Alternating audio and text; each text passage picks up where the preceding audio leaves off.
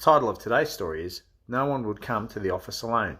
How do I know that? Because I was working there when this happened. In the town of Orange, New South Wales, which is in the Central West, there's lots of old buildings and there's lots of stories about things that happen in buildings. But in this building, it was happening in a place where I was working.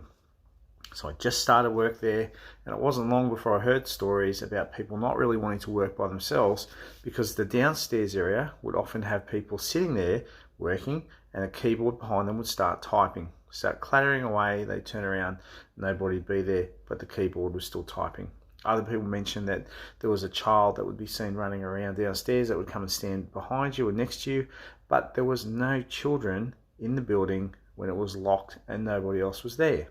These things started to manifest upstairs, where a black shadowy figure was seen walking through the hallways by managers, by team leaders, by even visitors, to the point where one visitor pulled me aside and said, I don't want to go downstairs and walk down that hallway because there was something that was speaking to me as I was walking down. This was a psychologist that was visiting.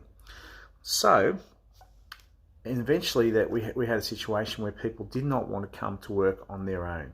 You know, it was this 1 week where people said, I'm not willing to come into the office because things started to manifest even worse. So what do? If you're a Christian? You pray. So without asking a lot of permission to do so, I went downstairs and I was followed by a number of the team members and prayed and consecrated that building back to Jesus Christ. And in the name of Jesus Christ, through his authority, asked the Lord himself to get rid of the unclean spirits that were there. And that place, from that point onwards, was okay.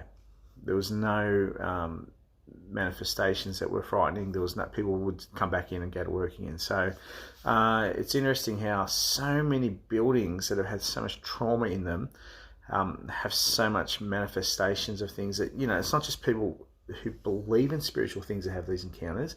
This was the whole team. This was multiple people having multiple experiences. And I mean, people that didn't even believe in any of this stuff were talking about what they saw and what they felt. So, God bless you. And always remember that it is the name of the authority of Jesus Christ that has power over the supernatural realm. God bless.